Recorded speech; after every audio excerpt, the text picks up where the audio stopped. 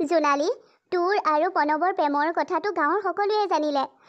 তোৰহে দিন আৰু দে। প্ৰণৱৰ মাকে তোক একচেপ্টো কৰি লৈছে। মই যিটোক ভাল পাই আছো লুকাই চুৰ কৰি ভাল পাওঁতেই গৈছে। ঘৰৰ মানুহে শুনে বুলি ভঁৰালৰ তলত গৈ কথা পাতো। কি যে কথাবোৰ ক নহয় তই। কথা এটা জাননে? কি কথা নকচোন? প্ৰণৱৰ মাকে কৈছে প্ৰণৱৰ মাকক শাহুৱেকে দিয়া সোণৰ খাৰু এযোৰ আছে। তাৰে এপাত মোক পিন্ধাই থব এই বহাগতে। তই আৰু বোৱাৰী হবলৈ সাজু হ ৰহিমলা খুৰী। পিছে খুৰীজনীলৈ বৰ বেয়া লাগে অ। খুৰী গাভৰু হৈ থাকোঁতেই খুৰাই এৰি থৈ গুচি গ'ল। খুৰাৰ অবিহনে অত বছৰ বিধৱা হৈ কটাইছে। ল'ৰাটো কিমান কষ্ট কৰি আৰ ঘৰত কাম কৰি তাৰ ঘৰত কাম কৰি লোকৰ তাঁত বৈ ধান কাটি পঢ়ুৱালে। এতিয়া প্ৰণৱৰো একো এটা সংস্থাপন হোৱা নাই। মানুহজনীৰ জীৱনটো কষ্টতেই যাব যেন লাগে মোৰ। সেয়াহে গা চা বেয়া হৈয়ে থাকে।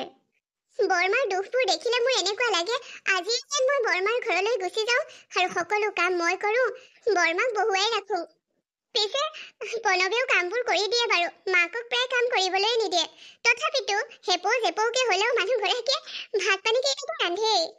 প্ৰণৱেতো ভাত ৰান্ধিব নাজানে, সেইবাবেই চাগে। সেইবাবেই। তোৰ লগত কথা পাতি থাকোঁতে মই কথা এটা পাহৰিছিলোৱে।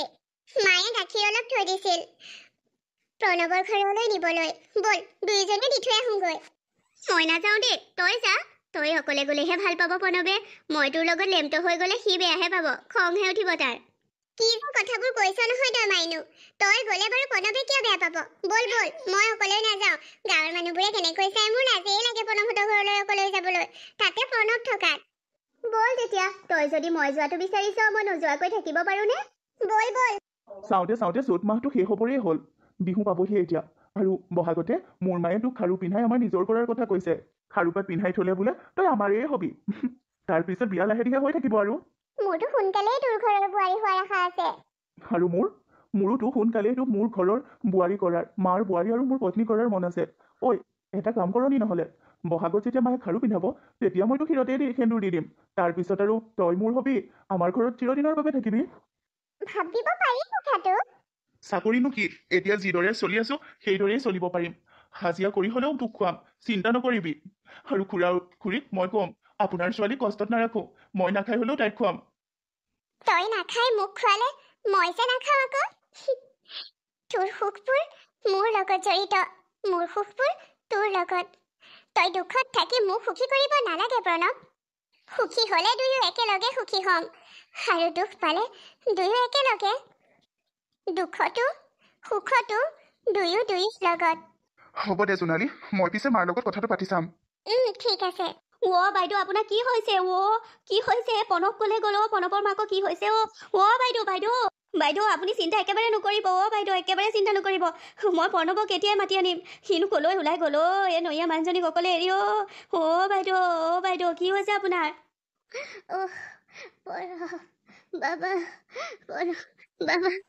বাইদেউ মই কৈছো নহয় আপোনাৰ একো নহয়, আপুনি চিন্তা নকৰিব। মই এই মুহূৰ্ততে প্ৰণৱক বিচাৰি আনিছো। কোন ক'ত আছ আহ, এই প্ৰণৱৰ মাকৰ কিবা এটা হ'ল। মই মানুহজনীক অকলে এৰি থৈ কেনেকৈ যাওঁ বাৰু প্ৰণৱক মাতিবলৈ? কি হ'ব এতিয়া? জোনালী, প্ৰণৱহঁত চহৰলৈ যোৱা আজি 10 দিনমান হৈ গ'ল ন? তই কিবা খবৰ পাইছ নাই? মানে খুৰী সুস্থ হৈছেনে? আজিতকৈ 2 দিনৰ আগতে সি মোলৈ ফোন কৰা। মা সুস্থ হৈছে, তই চিন্তা নকৰিবি এনেদৰে কৈছিল। সেইকেইদিনচোন ফোনেই কৰা নাইকিয়া। সি আজৰি পোৱা নাই চাগে। মেছেজ দিছে বাৰু, তই চিন্তা নকৰিবি চব ঠিকে আছে। এইদৰে কালিও মেছেজ দিছে, আজি ৰাতিপুৱাও দিছে। সেইদিনা মোৰ মা গৈছিল তাহাঁতৰ ঘৰলৈ, বোলো প্ৰণৱৰ মাকৰ খবৰ এটা ল'বলৈ। কিন্তু তেনেকুৱাতে প্ৰণৱৰ মাকক চোতালত পৰি ধৰফৰাই থকা পালে। মোৰ মায়েহে চিঞৰ-বাখৰ কৰি মানুহ গোটালে।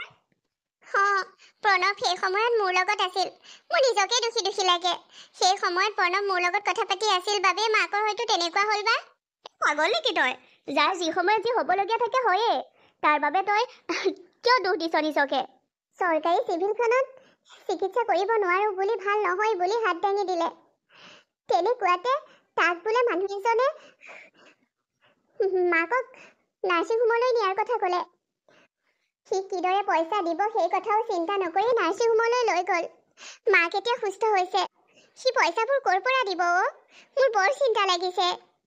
দিব দে, কিবা এটা হয়তো মেনেজ কৰিব। সি কিবা এটা মেনেজ কৰিব, কিন্তু মই যদি অলপ হ'লেও সহায় কৰিব পাৰিম, মোৰ নিজকে কিবা লাগিছে অ। মই মই একো ফালৰ পৰা তাক সহায় কৰিব পৰা নাই অ মাইনু। তাক কেনেকৈ সহায় কৰোঁ? না তাৰ লগত গৈ মই চিভিলত তাৰ মাকক ৰখি দিব পাৰিছো, না মই টকা পইচাৰে তাক সহায় কৰিব পাৰিছো। মই তাৰ কিহৰ গাৰ্লফ্ৰেণ্ড অ? একো ফালৰ পৰা মই তাক সহায় কৰিব পৰা নাই। তইনো এতিয়া যাওঁ বুলি লৈ কেনেকৈ যাবি? ঘৰখনত তহঁতৰো বহুত সমস্যা। তোৰ খুৰীয়ে সন্তান জন্ম দিছে, তহঁতৰ ঘৰলৈ নতুন আলহী আহিছে। মায়ে খুৰীকে চোৱা চিতা কৰিব নে ঘৰৰ কামেই কৰিব? খুৰীটো মাক দেউতাক কোনো নাই যে খুৰীক মাকৰ ঘৰলৈ লৈ যাব। ভাবিতো মায়ে মোক পঠাইছিল, যাব কৈছিল। মই পলপনাই ফোন কৰি কৈছিলো যোৱাৰ কথা, সি মানা কৰিলে। তেন্তে তাত তোৰ দুখ কি? নিজকে কিয় দোষী সজাই আছ জোনালী?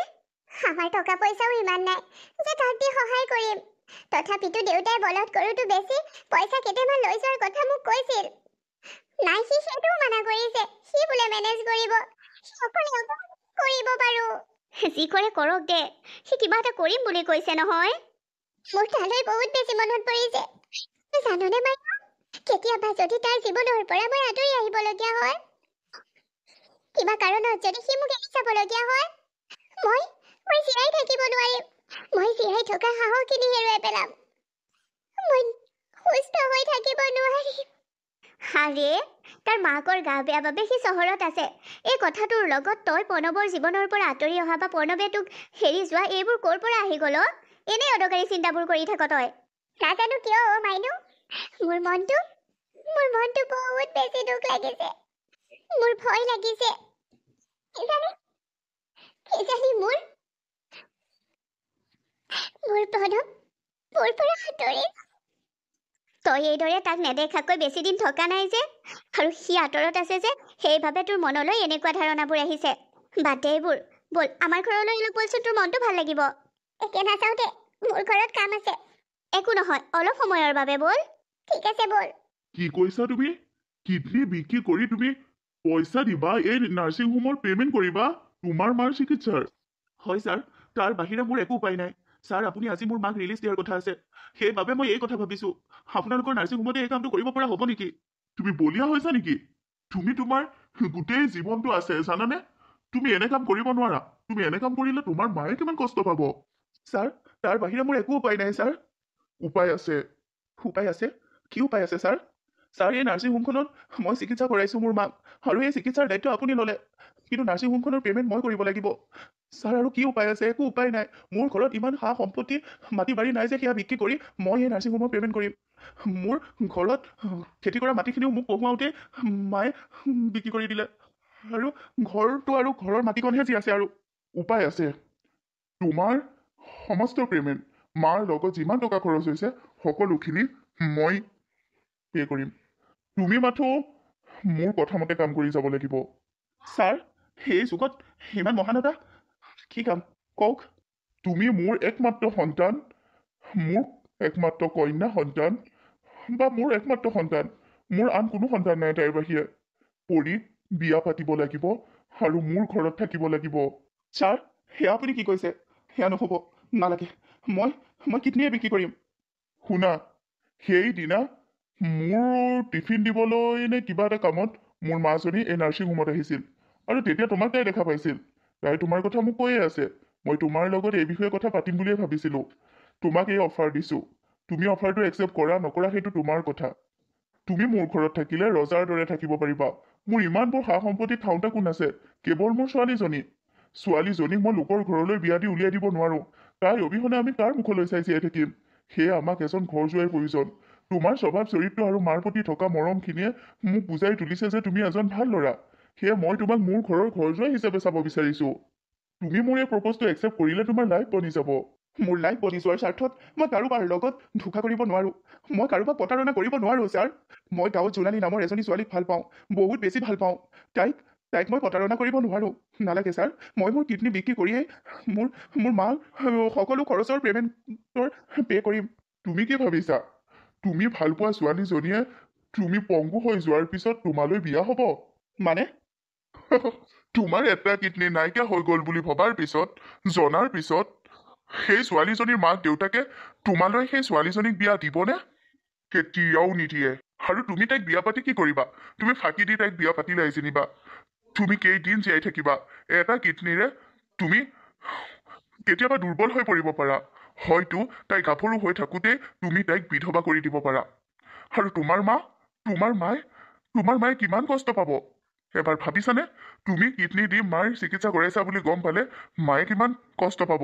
সেই কষ্ট মনত লৈ লৈয়ে মা মৃত্যু হ'ব এদিন। নাই নাই নাই নাই আংকল, সেয়া হ'ব নোৱাৰে, মই মাক নকওঁ। আৰু জোনালীক প্ৰতাৰণা কৰিবা?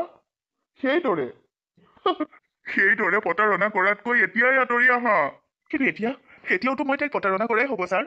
নহয়, এতিয়া তুমি তাইক স্পষ্টকৈ কৈ দিব পাৰিবা যে তুমি এই চহৰত থাকিব বিচাৰা, মোৰ ছোৱালী পৰি বিয়া পাতিব বিচাৰা। এই কথাটো তাই সহ্য কৰিব পাৰিব। তোমাৰ ওপৰত জেদ লৈ তাই বেলেগলৈ বিয়া হৈ যাবও পাৰিব।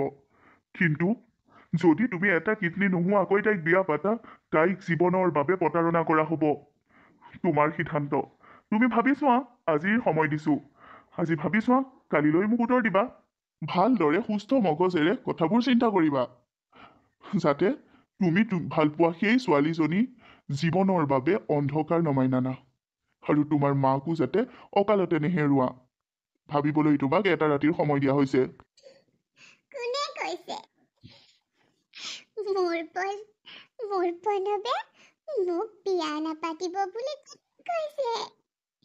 মোৰ প্ৰণৱে মোক এতিয়া ভাল পায়। মানুহবোৰে কথাবোৰ কয়।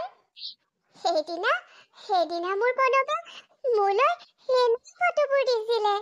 মোক জ্বলাবৰ বাবে বেলেগ ছোৱালীৰ লগত বিয়া হোৱাৰ ফটো দিছিলে।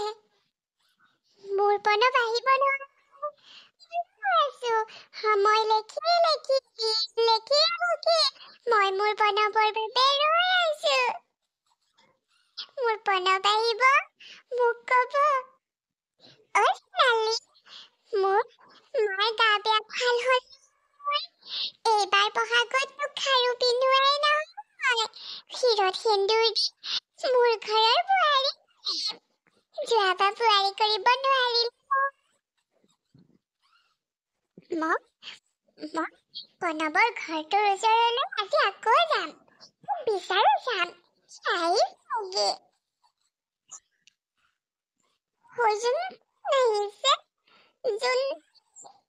জোনালীটো মই হয়।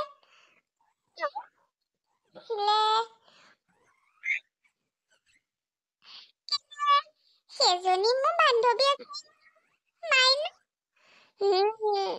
মাইনাজনীক আজিকালি মই বেয়া পাওঁ। তাই আকৌ মোৰ মাহঁতৰ লগত খুৰীহঁতৰ লগত গোট খাই পেলাই মোক প্ৰণৱে মোক পাতিছে। এজনী আহি পেলাই এতিয়া আকৌ প্ৰণৱে বেলেগৰ বিয়া পাতিলে। প্ৰণৱৰ ল'ৰা ছোৱালীও হ'ল চাগে। কবহি মই এইখিনিৰ পৰা আঁতৰি দিম দেই। সেইজনী আহিলে কথা বেয়াই হ'ব। এইজনী কেনেকুৱা এজনী আজি প্ৰণৱক ক'বই নোৱাৰে। তাই জ্বলে আকৌ প্ৰণৱ আৰু মোৰ বিয়া হ'ব বুলি তাই জ্বলে। জোনালী, নোৱাৰো মই জোনালী, তোক এইদৰে আৰু চাই থাকিব মই নোৱাৰো। নাজানো এই প্ৰণৱে তোৰ লগত কিয় এনেকুৱা কৰিলে, কিয় তোক এনেকৈ প্ৰতাৰণা কৰিলে। আজি তই পাগলী এজনী, পাগল হৈ ঘূৰি ফুৰ। তোৰ এই অৱস্থা দেখি তোৰ মা দেউতাই চাগে কিদৰে সহ্য কৰে, ময়ে সহ্য কৰিব পৰা নাই জোনালী। কাৰোবাক ইমানো বেছি ভাল পাব নালাগে যে যাৰ বাবে নিজক পাহৰি যায়। তই ভুল কৰিলি জোনালী। তই ইমান সঁচা ভাল পোৱা প্ৰণৱক দি ভুল কৰিলি। তোৰ ইমান সঁচা ভাল পোৱাই প্ৰণৱৰ মূল্য দিব নাজানিলে। তোৰ ভাল পোৱাৰ মূল্য একোৱেই দিব নাজানিলে প্ৰণৱে। তোৰ এই সঁচা ভাল পোৱাখিনিৰ মূল্য প্ৰণৱে নিদিলে। তই ভুল কৰিলি। তই প্ৰণৱক ইমান বেছি ভাল পাবই নালাগিছিল। আজি তই নিজকেই পাহৰি গলি। তই পাগলী হৈ গলি। মোৰ জোনালী, সেই অৱস্থাত মই কেনেকৈ চাওঁ? সেই প্ৰণৱক যদি কেতিয়াবা মই লগ পাওঁ নহয়, তাক দুটা চৰ দিহে সুধিম মই, কিয় এনেকুৱা কৰিলি তই জোনালীৰ লগত? কিয়? আজি প্ৰণৱ কাৰোবাৰ লগত সুখৰ সংসাৰ কৰি আছে। সি বিক্ৰী গ'ল চহৰত সি চহৰীয়া ছোৱালী, ধনী ঘৰৰ ছোৱালীৰ প্ৰেমত পৰিলে। সি বিক্ৰী গ'ল। আৰু মোৰ জোনালী ইয়াত পাগলী হৈ অনাই বনাই ঘূৰি ফুৰিছে। তই সুখী কেতিয়াও নহ প্ৰণৱ, তই কেতিয়াও সুখী নহ। জোনালীক এই অৱস্থাত এৰি তই কেতিয়াও সুখী নহ, কেতিয়াও সুখী নহ। মোৰ মোৰ প্ৰণৱ আহিছে, প্ৰণৱ ৰ, প্ৰণৱ প্ৰণৱ ৰ তোৰ, প্ৰণৱ মই। জোনালী, এইদৰে? জোনালী, অভিশাপ নিদিবি মোক জোনালী, মই বাধ্যত পৰিলোঁ। কি বাধ্যত পৰিলা? আৰু কোন হয় এইজনী? মই তোমাক সকলো ক'ম, ৰ'বা মোক এবাৰ জোনালীৰ ওচৰলৈ যাবলৈ দিয়া। জোনালী, জোনালী। দেখিলি সেইদিনা কিদৰে তোৰ সন্মুখতে এখন গাড়ীয়ে জোনালীক চেপি মাৰি পেলালে। তই আহিছিলি কিয়? কিয় আহিছিলি তই?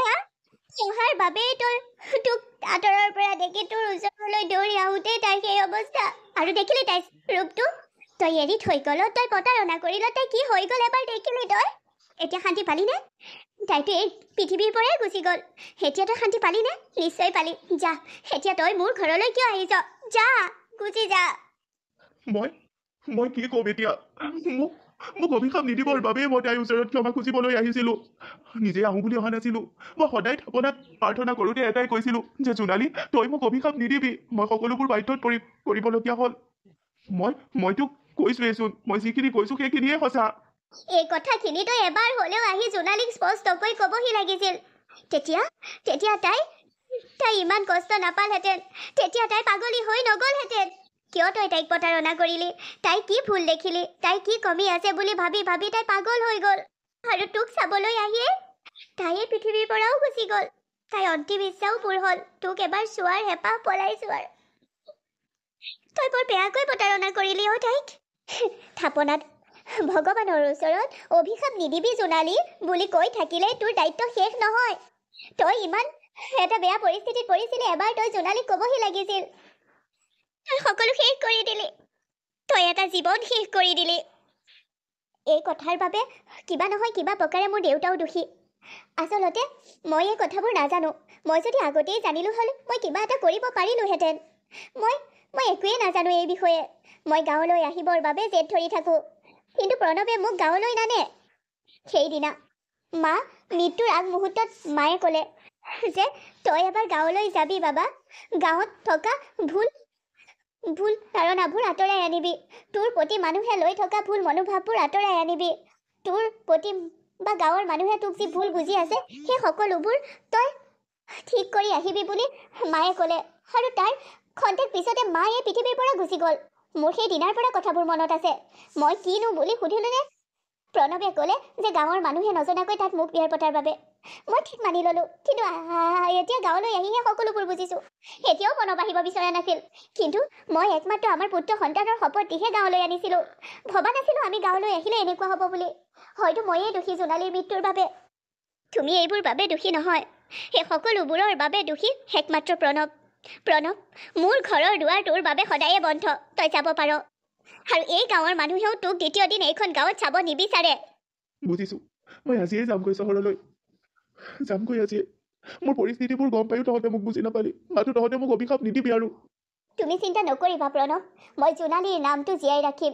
জোনালীৰ ফটোখনৰ সহ জোনালীৰ নামটো মই জীয়াই ৰাখিম। মই জোনালীৰ নামত এখন অনাথ আশ্ৰম খুলিম আমাৰ চহৰত। ব'লা এতিয়া আমি চহৰলৈ যাওঁ। সদায়ৰ দৰে তুমি এতিয়াও ক'বা ভগৱানক যে মোক অভিশাপ নিদিবি। ব'লা যাওঁ মাইনু, ভালে থাকিবি। যা, তই গুচি গ'লেও যা। তোক এই গাঁৱত আৰু কোনেও চাব নিবিচাৰে। তোৰ বাবেই জোনালী এই পৃথিৱীৰ পৰা গুচি গ'ল, তোৰ বাবেই জোনালী পাগলী হ'ল। তই শেষ কৰি দিলি সকলোবোৰ। হয়, তই পৰিস্থিতিত পৰি তেনেকুৱা কৰিলি। তই কিডনী বিক্ৰী কৰিবলৈ ওলাইছিলি আৰু সেয়া কৰিলি। বুজিছোঁ তোৰ কথাও, কিন্তু মই কেনেকৈ সহ্য কৰোঁ এতিয়া যে মোৰ জোনালী। তই যদি এবাৰ কলিহি হয় তেতিয়া সকলোবোৰ ঠিক হ'লহেঁতেন। তোৰ ভুল এটাই, তই এবাৰ আহি জোনালী সকলোবোৰ সঁচা কথা নকলি। অভিশাপ তোক নিদিয়ে জোনালী, কাৰণ জোনালীয়ে তোক বহুত বেছি ভাল পাইছিল। যা, তয়ো তোৰ সংসাৰত সুখী থাক। তোৰ পত্নীয়ে কোৱাৰ দৰে তই জোনালীৰ নামটো জীয়াই ৰাখ। ময়ো চেষ্টা কৰিম জোনালীক গোটেই জীৱন মোৰ মনত জীয়াই ৰাখিবলৈ।